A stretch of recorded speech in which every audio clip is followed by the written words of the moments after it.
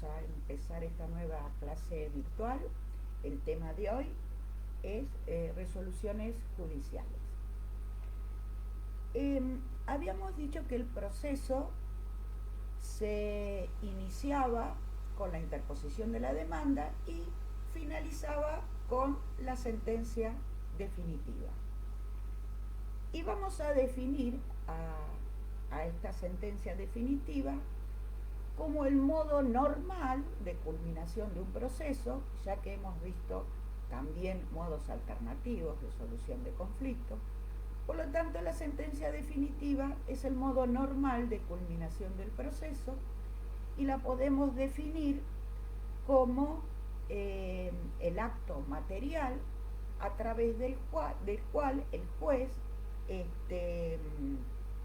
va a, de acuerdo a la pretensión, a tomar una decisión, a sentenciar positivamente o negativamente. Este efecto de la sentencia definitiva, vamos a decir y a tener muy en cuenta que trasciende al proceso. ¿Por qué decimos que trasciende al proceso? Porque esa sentencia definitiva, firme que está, al decir firme me refiero que en tiempo y forma no se la ha recurrido, no se ha interpuesto ningún recurso, adquiere el carácter de cosa juzgada y entonces no puede ser revisada en una instancia ulterior. Por eso decimos que la sentencia definitiva es la sentencia que trasciende al proceso por adquirir el carácter de cosa juzgada cuando está firme. Bien, pero dentro del proceso hay varias resoluciones que el juez toma dentro del proceso, pero que no lo trascienden. Ahí entonces nos vamos a encontrar con las providencias simples. ¿Qué es esto? Las providencias simples solo van a estar para el desarrollo, el impulso del proceso, son actos de mera ejecución.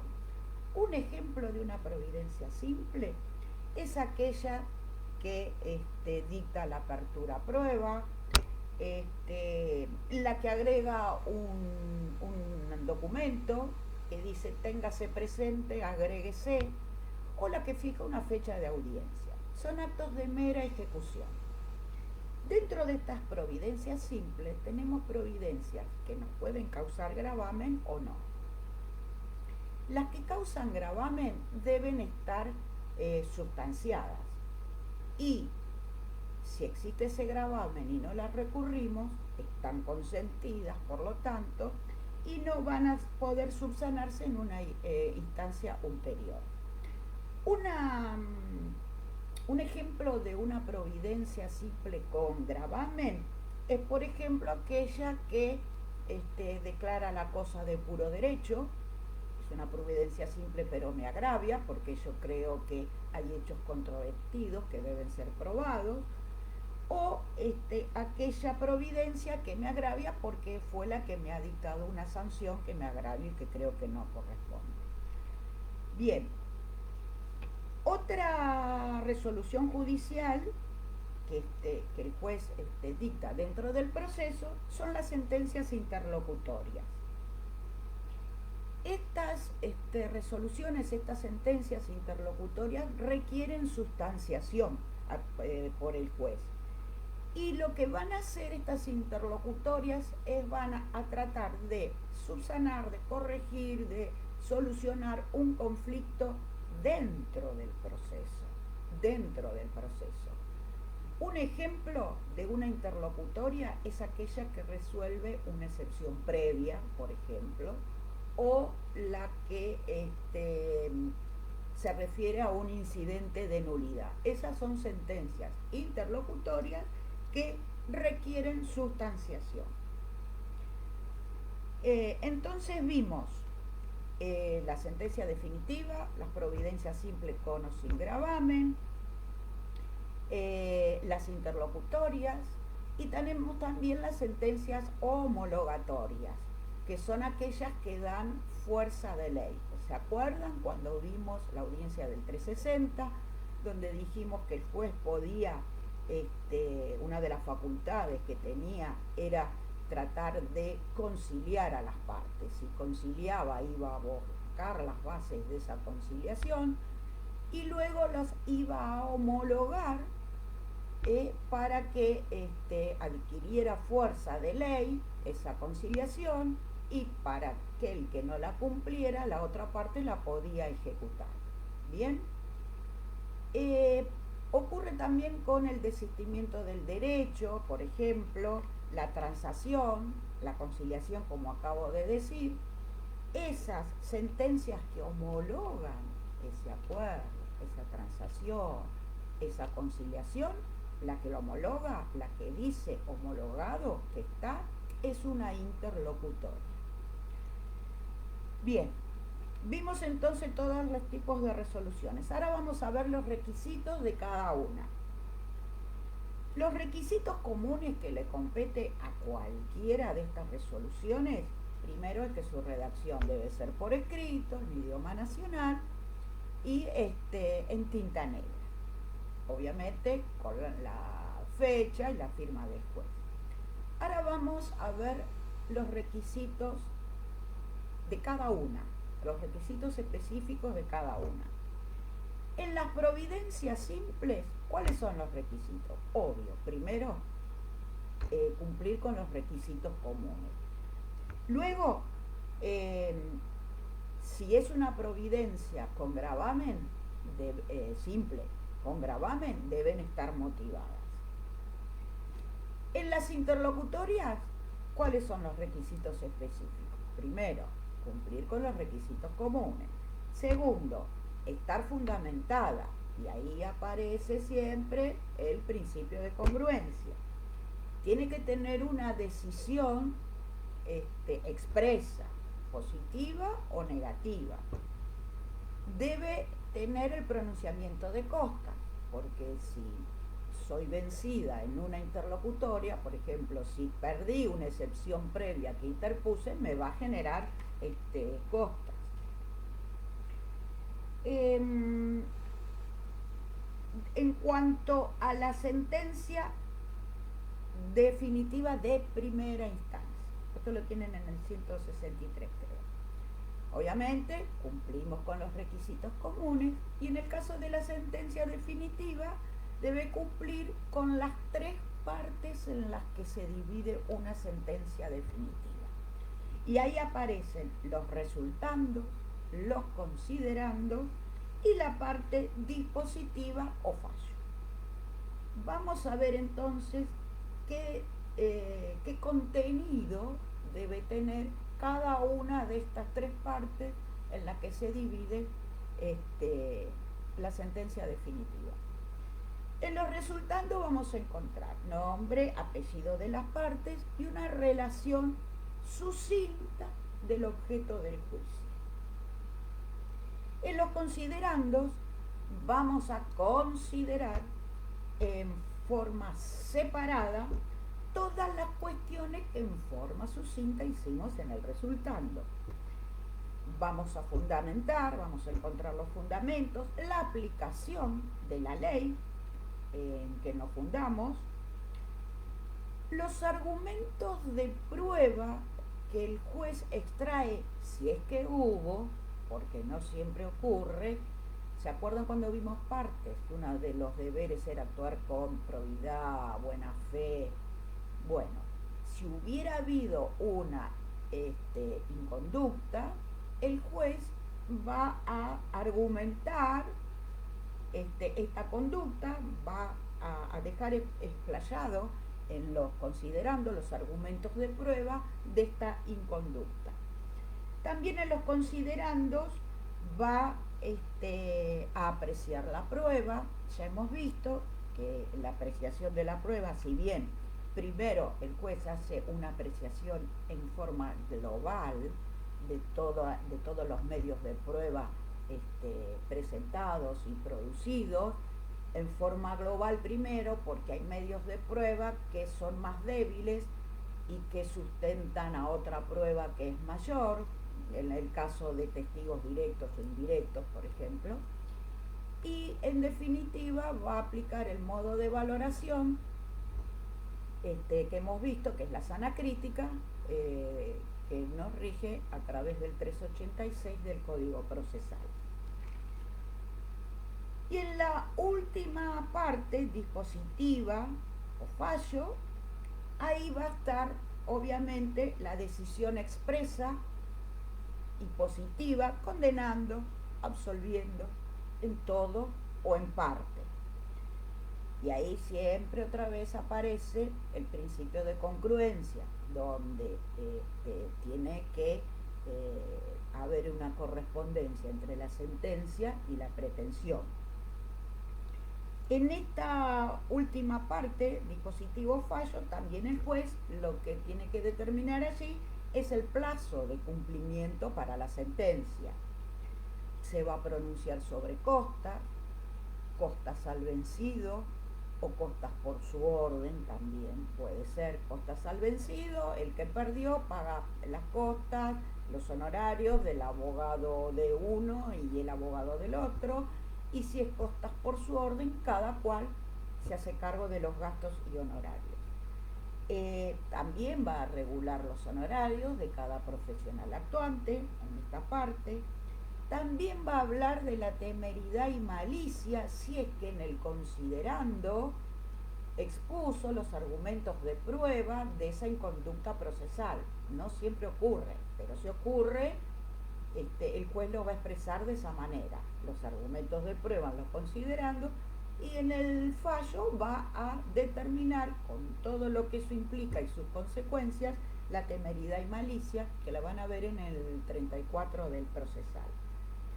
Va a hablar también en esta última parte de los pagos de frutos, de los intereses, va a determinar una cantidad líquida de dinero o fija, o si no, va a determinar las bases en las que se debe liquidar una suma de dinero, y entonces con esas bases que ordena el juez en el fallo, la forma de liquidar una cantidad de dinero, luego vamos a tener que hacer la liquidación esa, sujeta a esas bases, vamos a presentar esa liquidación, el juez va a dar traslado a la otra parte para que la corrige, acepte, impugne, firme que está, ahí empieza el deber de cumplimiento de esa suma. Bien. Ya dijimos entonces cómo están compuestas todos los tipos de resoluciones judiciales. Ahora vamos a ver qué es lo que puede hacer el juez luego de dictar su sentencia. De oficio y antes de notificar a las partes de esa sentencia, el juez de oficio puede subsanar algún error material que haya incurrido en esa sentencia. Llamamos error material, por ejemplo, a un nombre mal puesto, un número de documento. De oficio, antes de notificarlo, lo puede hacer, obviamente, sin que ese error que está subsanando modifique la esencia de la sentencia. Y si ya notificó a las partes, y las partes advierten ese error material, las partes pueden pedir, ya lo van a ver en la clase que veamos recursos, las partes pueden pedir dentro de los 3 días de notificada esa sentencia, una aclaratoria pidiendo al juez que subsane ese error material, que como dije, nunca debe tocar la esencia de esa resolución. También puede, después que dictó la sentencia, a pedido de parte, interponer las medidas cautelares que la parte pueda pedir a los efectos de no perder el crédito de esa obligación nacida de la sentencia. Puede disponer la entrega de los testimonios de esa sentencia, como es el caso por ejemplo, la sentencia de un divorcio, que tenemos que hacer el testimonio y el oficio para ser presentado ante el registro de las personas, para que así como cuando se contrajo matrimonio cambia el estado civil, con el del divorcio, que cambia el estado a divorciado. Puede también el juez proseguir con los incidentes que han tramitado por vía de separada del principal, y puede también resolver la admisibilidad y la sustanciación del recurso de apelación. Esto ya lo van a entender mejor cuando veamos apelación. Ya vamos a ver que el recurso de apelación se interpone ante el juez que dictó la sentencia que nos agravia y que va a resolver el superior, la Cámara, y que ese juez que dictó la sentencia solo lo que va a hacer es ver la admisibilidad en tiempo y forma, si se presentó el recurso, tema que no los quiero mezclar, ya lo van a ver cuando veamos apelación.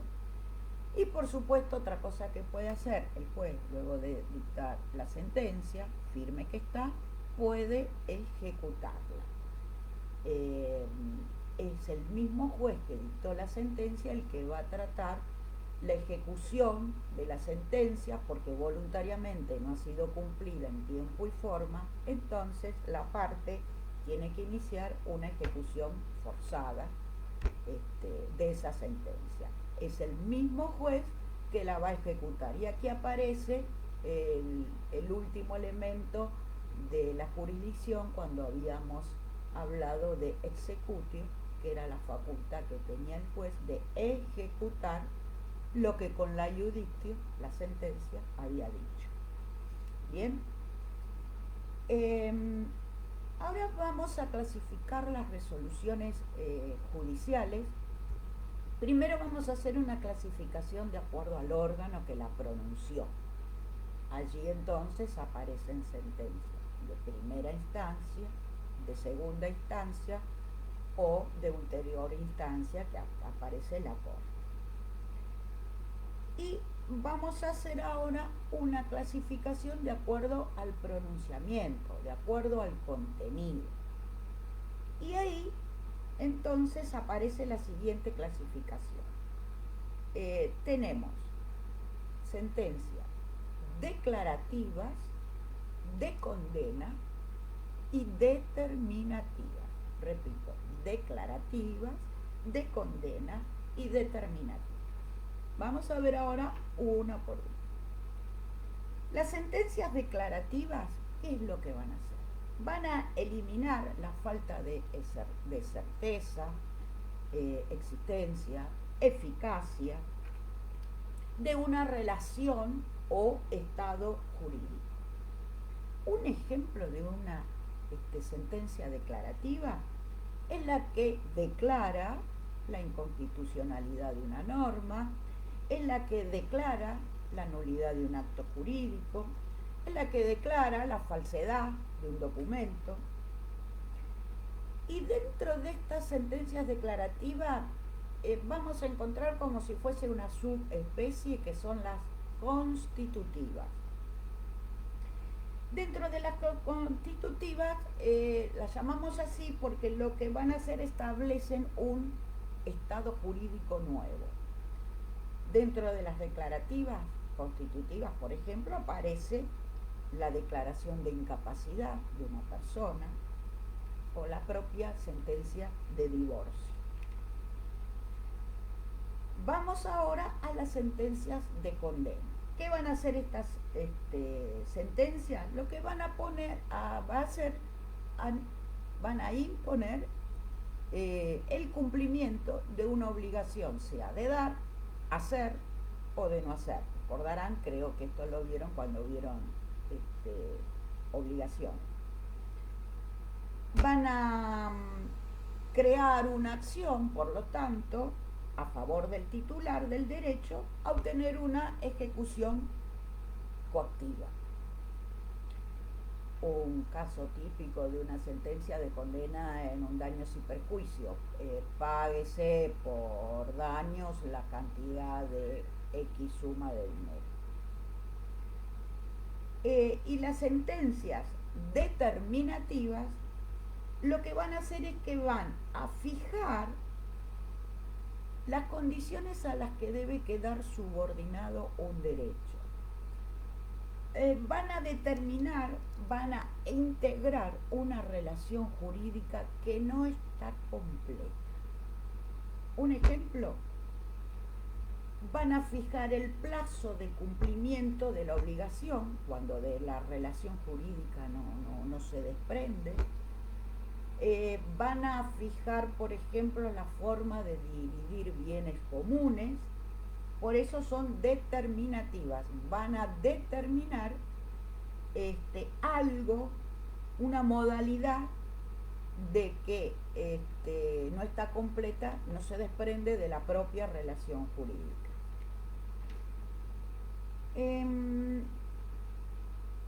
Vamos a ver ahora los efectos. Vamos a recordar un poco. Vimos entonces todos los tipos de resoluciones judiciales dentro del proceso.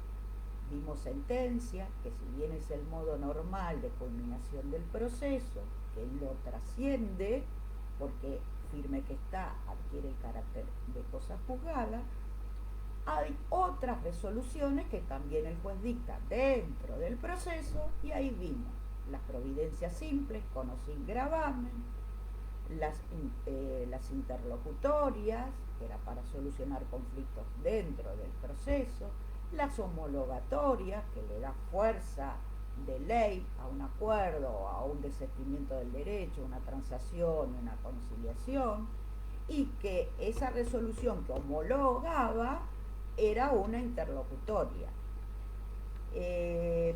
Vimos los requisitos de cada una, hicimos una clasificación de acuerdo al órgano que la había expedido, primera, segunda, tercera instancia, y vimos una clasificación en razón del pronunciamiento, y ahí aparecen la clasificación de las determinativas, declarativas y las de condena, y también las constitutivas.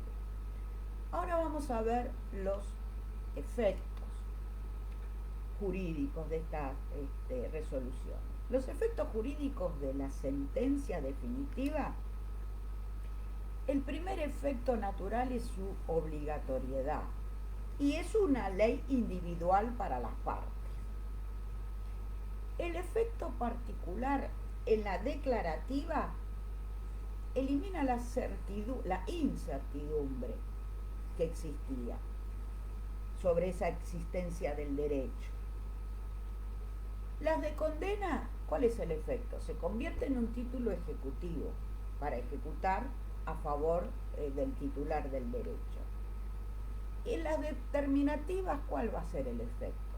Queda completa esa determinación, esa relación jurídica que estaba incompleta.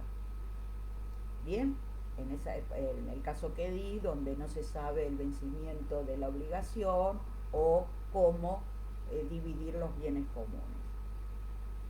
Y los efectos indirectos o secundarios es que, bueno, se pueden pedir el embargo o cualquier otra medida cautelar, que ya vamos a ver seguramente en la próxima clase, y obviamente la imposición de costas. Ahora vamos a ver los efectos de todas estas resoluciones en cuanto al tiempo, los efectos temporales. Y esto, obvio, va a depender de qué tipo de resolución se trate. Si estamos en una declarativa, ¿cuál va a ser el efecto temporal? Va a ser desde el momento que tuvieron lugar los hechos, de cuáles versa la declaración de certeza, porque estamos hablando de una declarativa. Por ejemplo, en el caso de la declaración de nulidad, va a ser el efecto temporal a partir de la fecha en que se pidió la nulidad del acto, en que se celebró el acto que lo teníamos por nulo. En las constitutivas Las constitutivas, el efecto temporal mira no hacia el pasado, como las declarativas, que vamos hacia atrás. En las de condena miran hacia el futuro, pero esto no es tan absoluto porque va a quedar sujeta de acuerdo a prescripciones legales. Eh, en las constitutivas, por ejemplo, si es una sentencia de divorcio, voy así, en el futuro voy a ser divorciada, pero el efecto va a ser a partir de la interposición de la demanda. En las de condena, en cuanto a los intereses y frutos, si se trata de un contrato, el efecto ¿cuál va a ser? A partir del plazo que diga el vencimiento del contrato. Si es sin plazo, a partir de la notificación de la demanda. Y si es un hecho ilícito que se trata, a partir de la fecha del perjuicio. Acá tiene que ver la típica sentencia de daños y perjuicios, páguese tanto dinero a partir de la fecha en que ocurrió el hecho ilícito. Bien, si yo tengo una sentencia por daños y perjuicios a mi favor que sale hoy después de transcurrir un proceso de 4 o 5 años, los intereses van a ser a partir del día que me accidenté hasta la fecha del efectivo pago. Bien, y las determinativas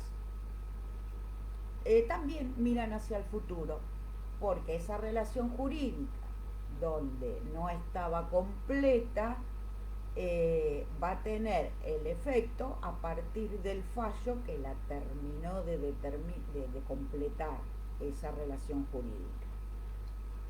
Bien, y para terminar vamos a hablar de cosa juzgada que tiene que ver mucho con la sentencia definitiva. Y vamos a hablar de 3 tipos de cosa juzgada. Aparece la cosa juzgada material, que es un poco la que más conocemos, que cosa juzgada adquirió firmeza, no se recurrió, no se interpuso en tiempo y forma ningún tipo de recurso, adquiere carácter de cosa juzgada y no puede ser revisada en una instancia ulterior. Esa es la cosa juzgada material. Pero tenemos la cosa juzgada formal. ¿Y cómo actúa esto? Esta cosa juzgada formal aparece en los juicios ejecutivos, donde un juicio ejecutivo saben ustedes que son incausados, no se preguntan la causa. El ejemplo típico de ejecutar un cheque y un pagaré que no me ha sido pagado. No se pregunta la causa, se inició todo como debía ser, se preparó la vía ejecutiva, no hay problemas con la firma, páguese, ejecútese y quedamos ahí. Pero pongamos el hipotético caso, para que lo entiendan cómo funciona esta cosa juzgada formal. Me han prestado un dinero a pagar en una fecha determinada o en cuotas, como sea, y yo en garantía a esa persona que me prestó el dinero digo, bueno, te doy un pagaré como garantía. Si yo no te pago, me lo ejecutás y es una vía más rápida y más expedita para cobrar el dinero. Bien, resulta ser que yo cumplí con mi obligación, devolví el dinero, pero me ejecutaron ese pagaré igualmente. Entonces, fueron por la vía ejecutiva y lamentablemente lo tengo que pagar. Eso no quita que en un juicio de conocimiento yo demuestre la inexistencia de la obligación que me ha sido ejecutada en un juicio ejecutivo. En un juicio de conocimiento puedo demostrar que si bien me hicieron pagar ese pagaré, yo no tenía la obligación de pagarlo porque fue dado en garantía de un préstamo que fue cumplido. Es un caso hipotético que yo le doy fácil para que entiendan. Y por último tenemos la cosa juzgada irritante. La cosa juzgada y grita aparece mucho en lo que es la parte penal. Ustedes habrán escuchado decir, uy, se abrió la causa de fulanito, se reabrió la causa de menganito. Eso pasa cuando se ha llegado a una sentencia con fraude o el proceso ha sido totalmente irregular. Entonces tenemos cosa juzgada material, formal e irregular. Bueno, hasta aquí hemos terminado con lo que son resoluciones judiciales. Que tengan buen fin de semana, estudien y obviamente siempre quedando a disposición de cualquier duda que surja del tema por los medios de comunicación que ya conocemos, que tenemos. Así que, bueno, buen fin de y hasta la próxima clase.